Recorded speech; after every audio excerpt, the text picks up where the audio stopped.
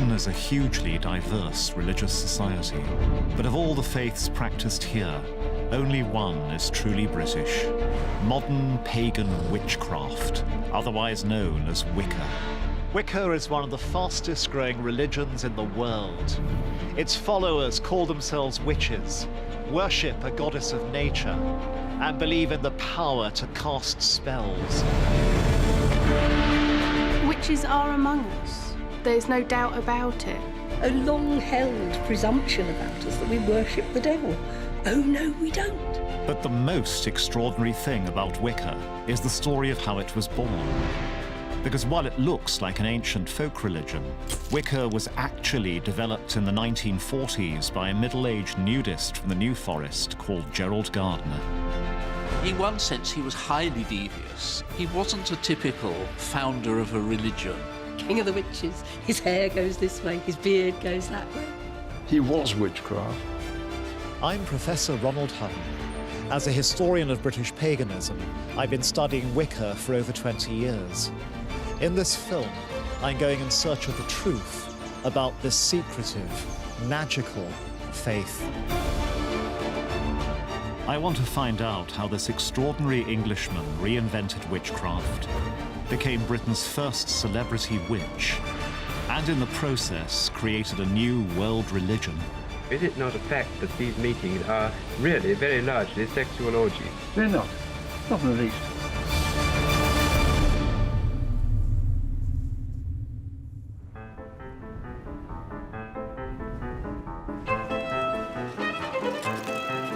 You might not realize it, but in modern Britain, you are never far from a witch. They don't wear pointy hats, and they don't ride on broomsticks, but they do cast spells, and they definitely believe in magic. And unless we're talking about Harry Potter, a lot of people find that problematic. To the public, Wicca is often seen as mysterious, secretive, maybe even dangerous. But is this fair?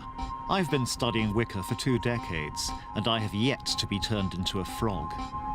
But if I'm really going to understand Wicca, I need to get beyond the textbooks and get under the skin of this religion. But first, I need to find them. And as Wiccans are notoriously secretive, even that's a challenge. I've been invited to attend a ritual of a Wiccan group, which is quite an honor. Unlike other faiths, when Wiccans go to worship, they don't go to a church or a temple. They go somewhere altogether different.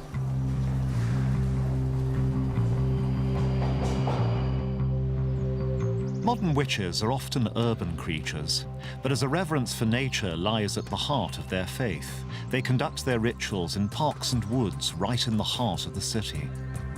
But despite this, you would never know they were there. As an outsider, attending this ritual is a rare privilege. To talk me through it is one of Britain's highest-ranking Wiccan priestesses, Christina Oakley-Harrington. This is a gorgeous-looking place. Why have you chosen it, and what are we going to do here? Well, we're in Queenswood, which has been used by pagans for ceremonies for decades and decades. And what we're here to do is to have a Wiccan-based ceremony to remember what's sacred about us and about our connection with the land and the place that we live. And it's customary in Wicca that there aren't observers, there are only participants. So I'd like to invite you to join us if you'd be willing to. I'd be honored. I'm a bit nervous. When doing a Wiccan ritual, one feels in connection with something very, very old and connected to the earth. And those things that we find deeply moving and beautiful, the moon, the sunsets, those parts of nature that we don't understand that give us a sense of mystery and awe. May this place be blessed and sanctified. We make a Wiccan ceremony by casting a circle, and that's done with a wand. What it's like to cast a circle is to make a space that is completely within nature in order that we can leave aside those things that we have to deal with every day. But this is a place of rest. So mote it be. So mote it be. There's a part of the ceremony in which we consecrate one another. And in that moment, we're doing the balancing act, which is remembering the divinity that dwells within. So when we consecrate each other with the salt and the water, we're remembering, you're a human being in front of me, but you too are divine. Blessed be. When doing a Wiccan ritual, one feels in connection with something very, very old and very beautiful and very connected to the earth. And all the tension of all the duties and all the things that we have to carry, I just feel it just draining away. Blessed be. Blessed be.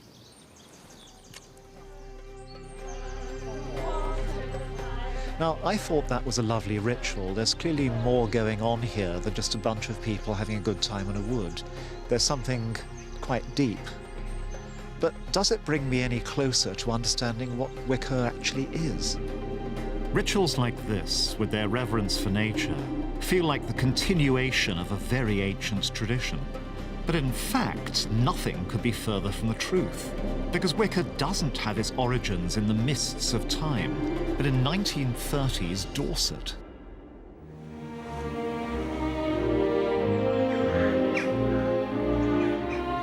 In 1938, a 52-year-old ex-colonial gent called Gerald Gardner retired with his wife to the south coast of England.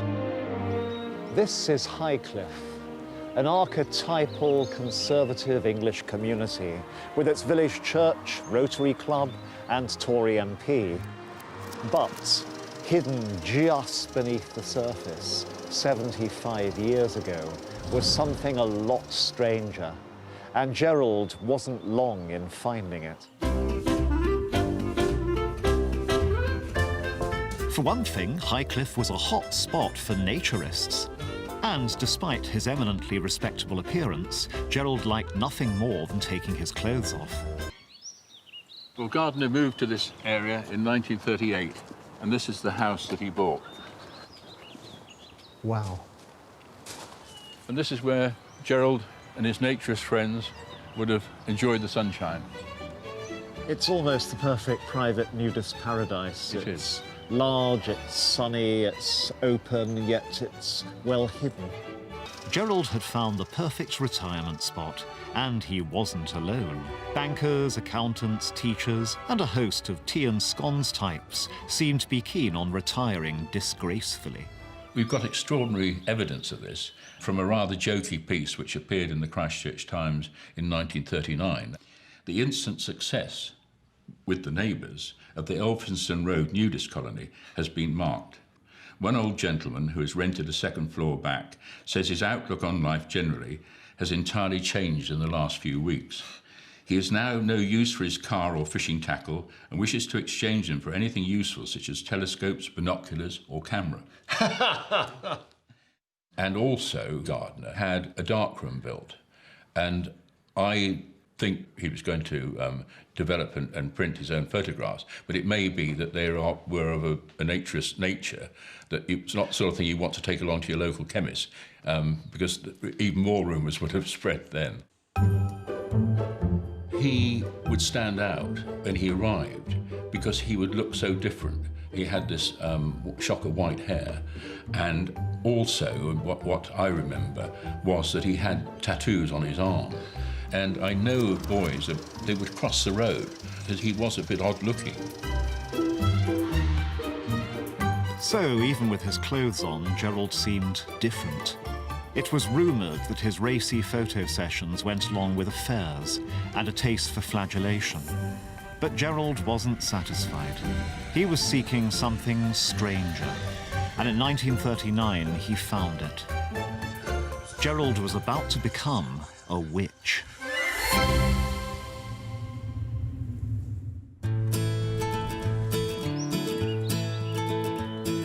This old house in Hampshire has a remarkable claim to fame, for it was here on a night in 1939 that a middle-aged man called Gerald Gardner was apparently initiated into witchcraft.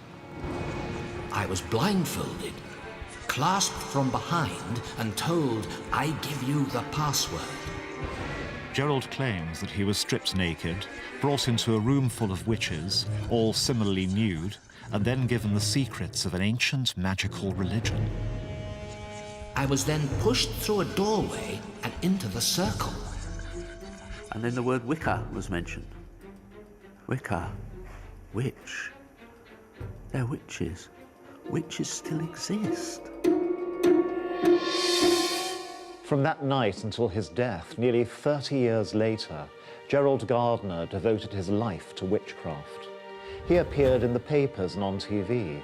He wrote books, and, crucially, he initiated others into Wicca so it would not die with him. The question is, what kind of man in 1930s England decides to become a witch? For clues about Gerald's journey to becoming Britain's most famous witch, we need to delve into his earlier life. Gerald Gardner came from a family that had made a fortune in the timber trade. He grew up in Lancashire, but at the age of 6, he was packed off abroad with his nanny because of ill health, and he never went to school. Gerald Gardner was essentially an unwanted child, I think, really, because he was asthmatic and bronchitic and he was sent out to the Far East for his health. But the family never really reclaimed him. Gerald was more or less sort of left on his own to learn, and he did. Gerald became very well-travelled very quickly, and as a colonial it was natural for him to seek his fortune among the tea and rubber plantations of the Far East.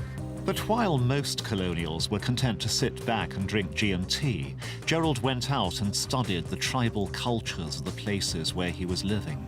In particular, he became fascinated by tribal ritual magic. One of the rituals that he attended was putting a young girl into trance. Disease was driven out of their bodies by spells. Magic to these tribal people was a matter-of-fact affair. It was real. Gerald says it was really quite an atmosphere. It was quite unlike anything that he had seen before. Gardner's fascination with tribal magic went along with a deep interest in Western occultism. He was inspired by pioneers like Sherlock Holmes author Arthur Conan Doyle, who was heavily involved in spiritualism and had become one of the most prominent public figures in magic and the supernatural. Gerald picked up on Conan Doyle's magical world, and it wasn't long before he was following in his footsteps, experimenting with seances and spiritualism. The tribal rituals he then witnessed in Malaya only cemented this belief that magic was a powerful and very real thing. So, by the time he retired to Highcliffe, Gerald had been studying magic for decades. And he soon made contact with local occultists, in particular a large group of Freemasons who were based nearby. He found a people who were, if not exactly like-minded, then similarly minded. There were some people who were very interested in esoteric things. There were others that were interested in nature and nature spirits. They were people who knew the local folklore. They knew the lie of the land. Those people, as he got to know, were interested in something else as well. This something else turned out to be a kind of native English version of the ritual magic Gerald had experienced in the Far East. It was real English witchcraft, and Gerald wanted in. He began taking part in magical rituals out in the New Forest. But what did witches actually do? And at this point in British history, what did it mean to call yourself a witch? As Gerald tells it, after his initiation, he and his coven began to work rituals in the New Forest, and they certainly started a tradition which continues to this very day. I've come to meet Wiccan priestess Pandora, who's going to demonstrate a ritual that Gerald and his coven would recognize. It's based on a traditional kind of healing spell, but the way it's done in a group, casting a circle, using certain words, all comes from Gerald. So we've got some hazelnuts here in a cauldron. What we're going to do is imbue them with some of our wishes and strengths, things that we think we can use in the dark of the year coming. Does this actually involve casting a spell? That's exactly what we're doing. Gosh. Earth and water, air and fire, charge these seeds with our desire. Natural objects, in this case hazelnuts, are charged with energy designed to cure winter ailments. And as I've got a cold, I'm hoping that it might help me.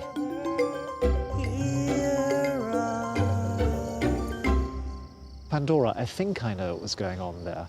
It felt as if we were charging these material objects with our own spiritual energy, with the support of other spiritual entities which you'd invited to our circle. Is that kind of right, or is there more to it than that? The other thing to add into it too is we're adding our own energies, because what we do is we've taken that energy that's around us and we've pulled it into ourselves, and because we've got ourselves moving, we've used that energy within us to charge these. Imagine, if you can, how this sort of thing would have seemed to most people in 1939. To most residents of Highcliffe, had they but known the truth, Gerald would have seemed little short of insane.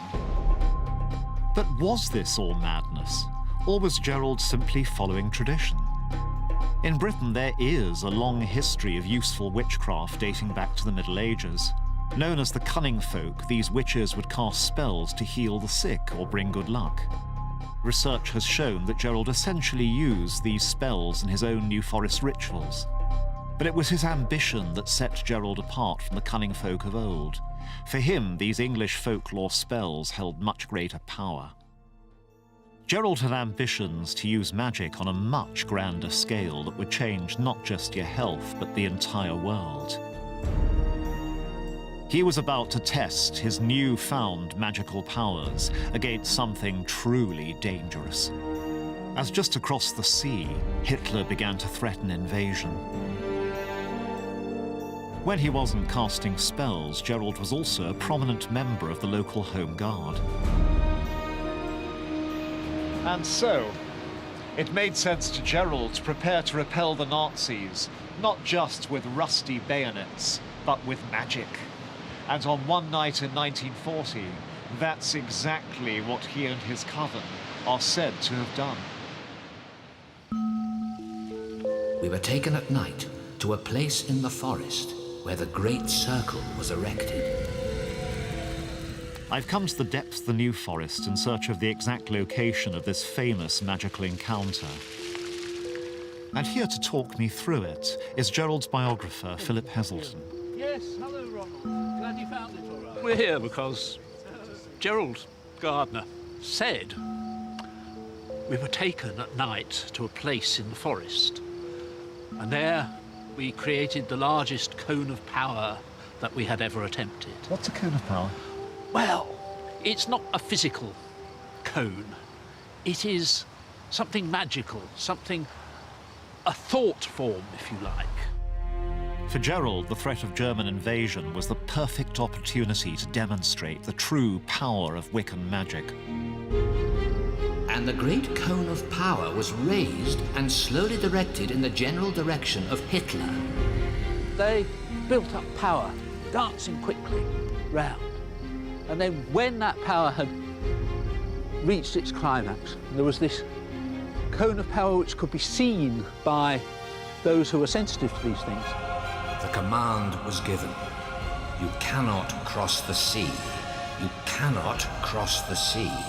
They rushed towards the fire, at the same time raising this cone of power and sending it over to the German High Command and indeed to Hitler himself. I have to confess, although the night isn't particularly cold, I'm shivering a bit here. I got wet feet. It's pretty uncomfortable. Would it have been similarly physically exhausting for them? Well, yes, because they weren't in the first flush of youth, most of them. It was something which exerted them. It exerted them greatly. And Gardner says several of them died shortly after that ritual. You cannot cross the sea. You cannot come. You cannot come. This was, if you like, the life force of the individuals coming out. This was important to them. And they were prepared to sacrifice themselves, if necessary, in order to achieve this objective.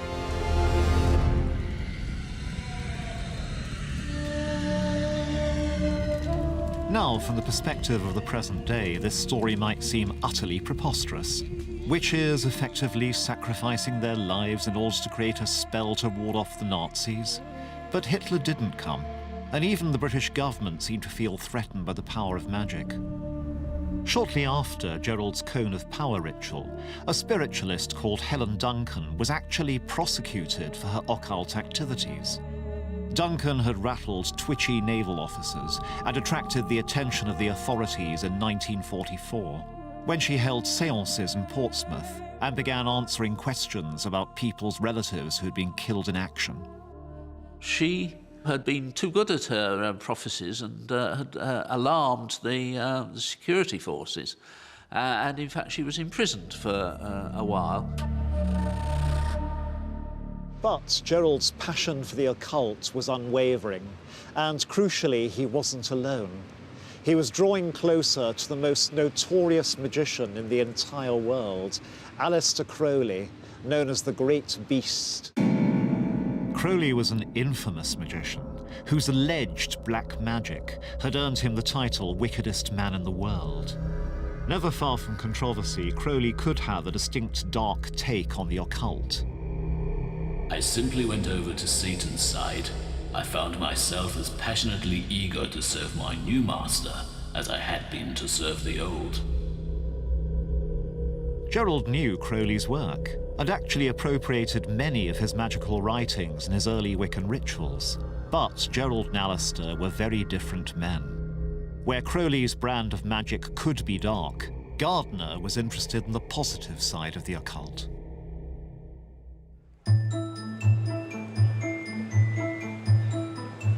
And these colourful characters gathered here at the Atlantis bookshop, which had a temple in the basement and sold rare texts with instructions on how to summon the dead, talk to angels, and wield supernatural power. It became a safe haven for like-minded people to come, meet, and discuss things without prejudice, and it gave them the protective colouring that at the time they needed. What sort of things happened at this shop, and why do they matter to history? They matter because there were so few places that people who've been interested in this sort of thing could meet their fellows, where you could talk as equals, whether you were a witch or whether you were a high ceremonial magician or an astrologer or a numerologist, you have always been treated as equals here. What do you think of Gerald Gardner? My father used to come home and say, he was in again today, kids, king of the witches. His hair goes this way, his beard goes that way. And he had style, he had presence, and he had a great cracking wit as well. Crowley was nearing the end of his life, and he wanted Gardner as heir to his secret occult society. But Gerald was not content with a secretive underground subculture. He wanted to take Wicca to the masses. So that's exactly what he was about to do, with a bang. Is it not a fact that these meetings are really very largely sexual orgies? They're not in the least. Dr. Gerald Rosso Gardner is a qualified scientist.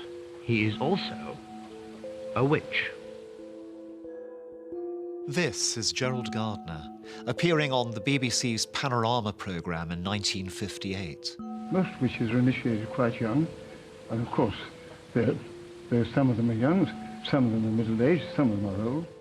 Just a few years previously, Gardner had been performing spells in the New Forest with a small coven of witches. So, how on earth did Gerald make the transition from local eccentric to celebrity on the BBC's flagship current affairs programme? Gerald had come back to London in the mid-1940s full of enthusiasm about Wicca, but he had to be careful. It might be okay to discuss this stuff in the safety of the Atlantis bookshop, but the Witchcraft Act was still in force. In those days, to proclaim yourself a public witch was illegal, and to be involved in the occult made you a social pariah. In the 1940s, the core beliefs of Wicca were so radical, it was a very risky religion indeed. Britain was still a very orthodox society, and anything other than Christianity was treated with suspicion. But Gerald was desperate to spread the Wiccan word, and so in 1949 he found a compromise. He adopted a pseudonym and he published a novel, and this is it, High Magic's Aid. Although it had to be disguised as a work of fiction, it is actually the first published account of Wiccan magic. This passage, one of many, describes how to conduct a classic Wiccan ritual. Upon the altar lay the remaining pentacle. Also cords, black cloth, and other things which he would want for the operation. Taking this pentacle, he bound it with a cord and shrouded it with a cloth. It could be seen just as a story, but for those in the know, you know, it was quite revealing. It included quite a lot of witchcraft rituals that are fairly familiar today. In some ways, it's a terrible novel. It's too many yees and prithys and forsooths and thous. But in essence, it's witchcraft writ large there. High Magic's Aid wasn't exactly a bestseller, but it did sow the first seeds of Wicca out in the wider world.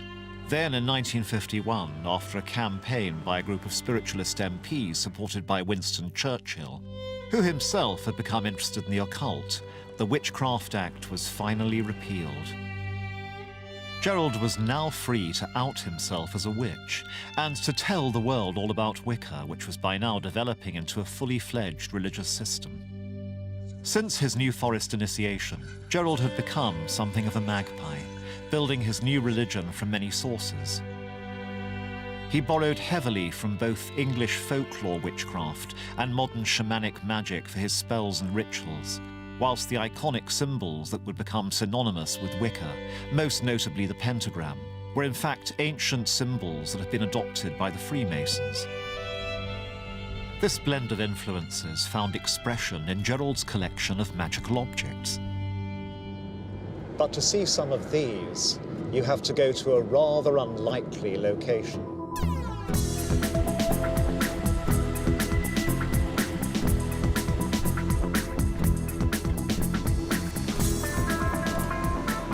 I've come here in pursuit of one of the most significant collections of Wiccan artifacts in the world. And among them is one of the most important Wiccan manuscripts of all. The owner is John Bellum Payne, a property developer now living in Spain. Please come in. Thank you.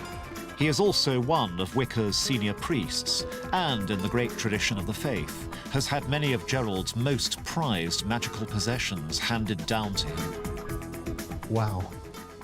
Can you talk me through some of Gerald's objects and explain what they were for? OK, this was Gerald Gardner's wand, or at least one of them. And he would have used that to cast a circle. The other items here that we have from Gerald is one of his athames. What is an athame? It's a ritual knife. We only use an athame for magical purposes. Oh, my. Obviously, it's phallic, so it would be used for some sort of recreational purpose, I think. Other items of Gerald's are these two crowns. The priestess would wear this one, of the representing the triple aspects of the moon, and this would be what he would have worn, which was representative of the horn god. So they're representing goddess and god in the circle? Goddess and god, absolutely right. Ron, I actually think that that's your size. Would you like to try it on? If you would like me to do so, yes, by all means. Absolutely. OK. It's remarkably comfortable. Gerald was a practical sort of chap. But the real prize is much too valuable to be kept in John's basement. Worth more than $1 million, it's locked away in a much more secure location. Now I'm being granted a remarkable privilege. I'm about to see a Wiccan Holy Grail. Here, in a secure vault in this bank, is one of the most significant and valuable religious documents of the 20th century. This is the foundation text, the closest thing to a Bible, of modern pagan witchcraft. And never reveal the secrets of the art. It's called the Book of Shadows. It's Gerald's own magical workbook, his experimental notes for what Wicca would become. Here Gerald wrote down the original rituals and spells that Wiccans have been using ever since. It's a manual, And like Wicca itself, it remained a work in progress rather than a fixed set of doctrines. So, Ronald, this is it. This is Gerald Gardner's first and original Book of Shadows. First of all, it's probably the most famous book that there is in the craft. And as far as that is concerned, my take on this book is I think it's as important as owning the original Bible, because it's full of just everything that Gardner learned at that stage from a whole load of different sources. First, draw a circle with athame and sprinkle with exorcised water. Light candles. And this is the important part, is this is a book of experiences. This is a book about things that have gone right and some things that have gone wrong. This is wonderful. It's certainly the oldest Wiccan book surviving in Europe. It is a strange mixture, which I think is classic of Gerald. It's a mixture of a book of actual ritual to be used in the temple and read from. It's also a kind of notebook with odds and ends taken from all sorts of sources. I call upon the goddess to enlighten the hearts of all whom I call into this circle. Looking at this gives me two further insights into old Gerald.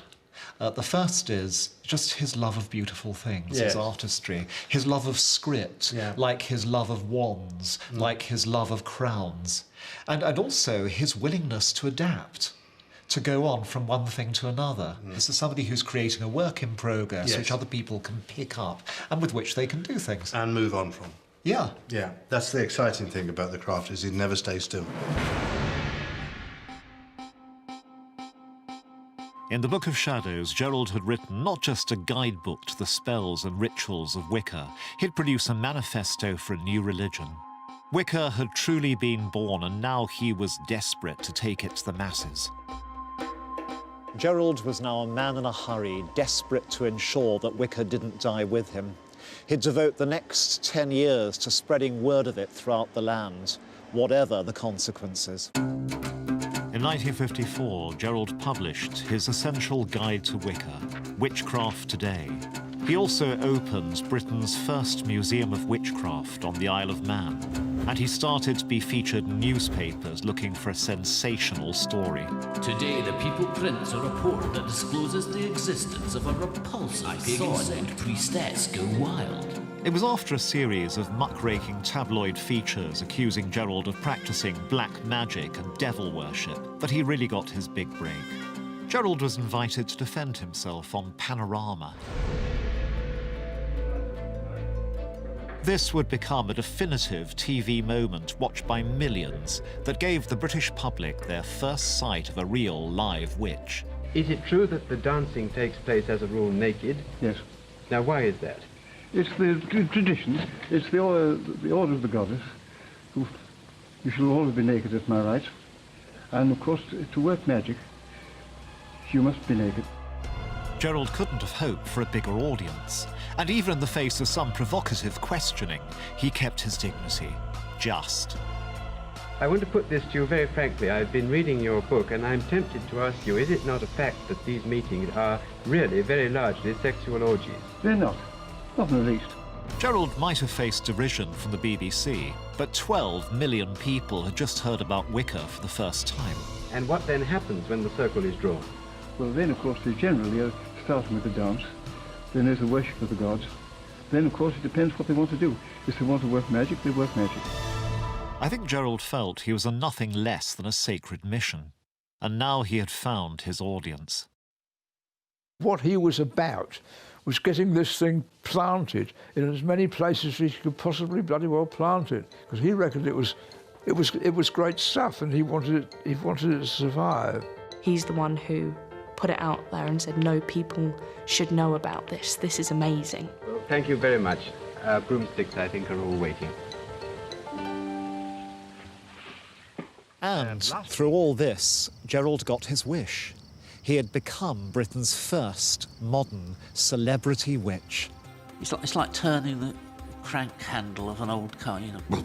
Nothing happens then, and then suddenly it sparks into life, you know. That's what happened. As Gardner's fame grew, so too did his following. People were writing to him in their hundreds, wanting to become witches. One of his converts who joined him on Panorama was Lois Bourne. Janet, how old are you? I'm 29. And are you a hereditary witch? Well, I do have witch ancestry, but it's only within the last few years that I have been practicing witchcraft.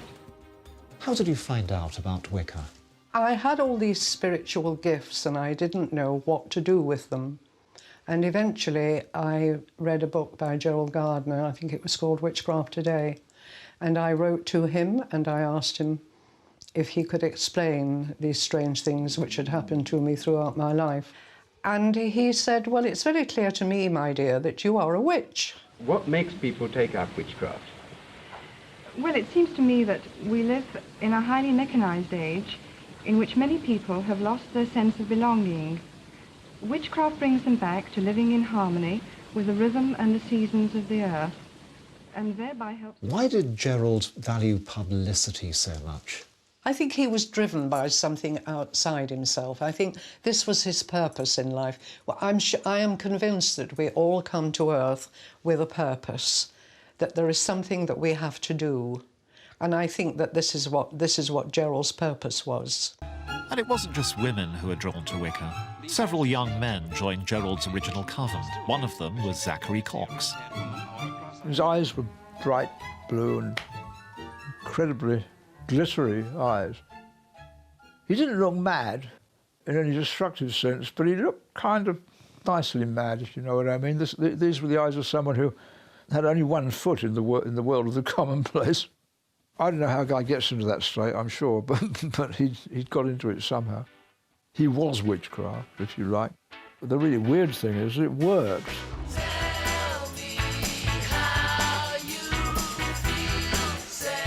And at the dawn of the new decade, there was something else in the air that would work in Wicca's favour: social revolution. As the 60s began to swing, Wicca's emphasis on gender equality, nature worship, and sacred sexuality made a perfect fit for the historical moment. It was almost as if Gerald had predicted how the world was about to change. He was a conduit for something that it was the right time for that to happen. By the time that Gerald died in 1964, Wicca was on its way to becoming a global faith.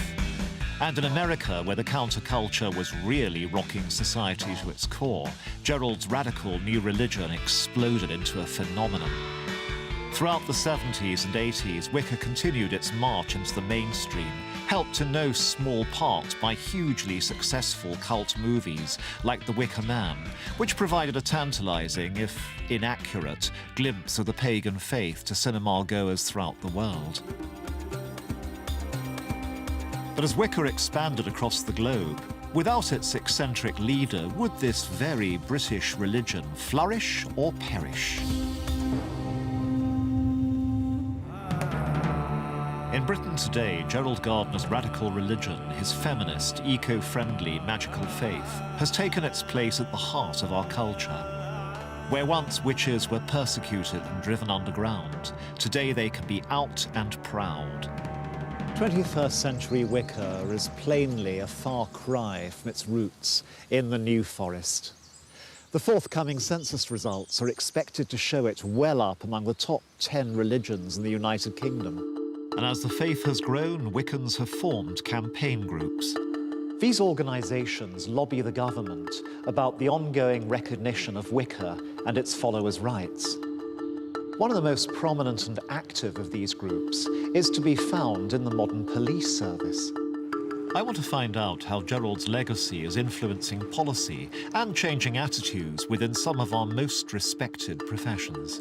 Andrew Pardey is spokesman for the Police Pagan Association. Border Officer Adam Piment represents pagans in the Home Office.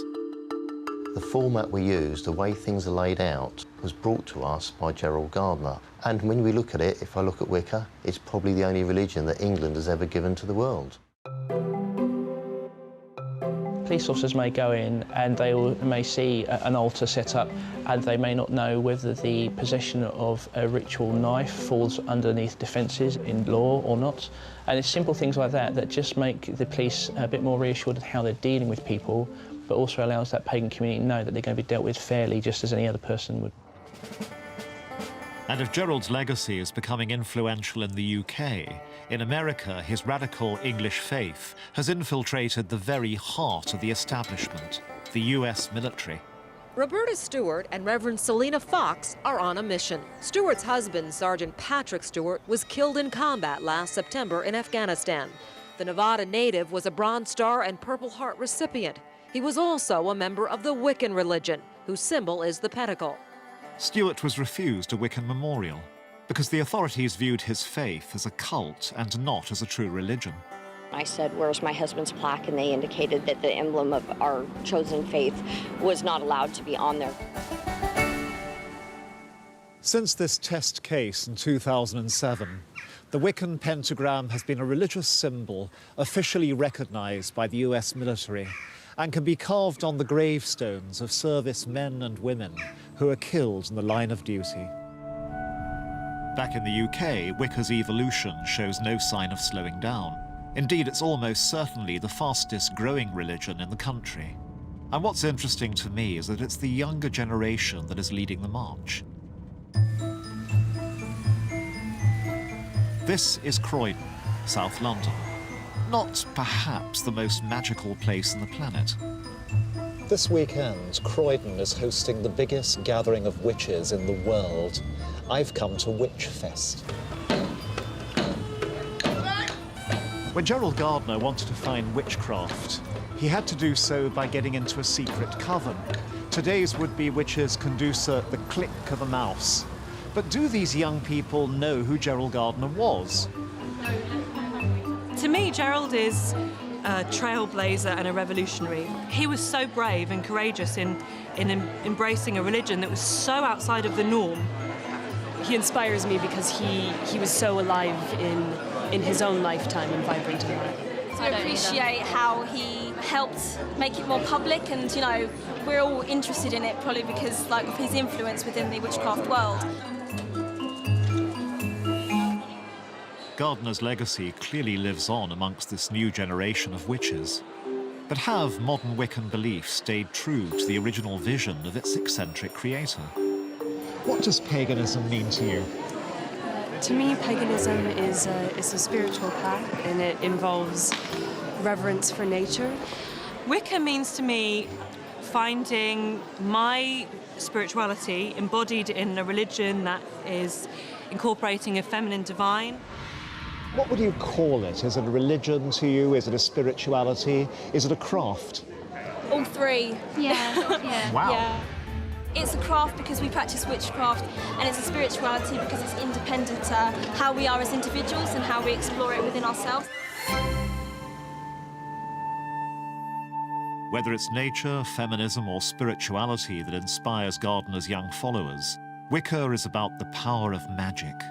Magic changed Gerald's life. It gave him a vision of a new type of religion, and it drove him to push back the boundaries of the possible. Magic does work. The fact the sun rises every morning and we're here to see it is magic. The fact that the moon glows big and bright and lights the way in the darkness is magic. And we have that, and we celebrate that, and we hold it very, very dear to our hearts. It's very difficult to define, but it's so powerful. A witch on their own can't do that much, but when they get together, they're so powerful. In the course of making this film, I've encountered many people who practice a religion called pagan witchcraft, which to them is clearly as beautiful, transcendental, and effective as other faiths are to their believers. And it was brought into the world by a classic English eccentric who managed to publicize a religion of lasting power. It's feminist, it's nature-centered, it seems to give people a great deal of choice. But the single most powerful idea I take away from Wicca is this. Whereas other faiths say, this is what you should feel about the divine, this one says, this is how you can feel divine.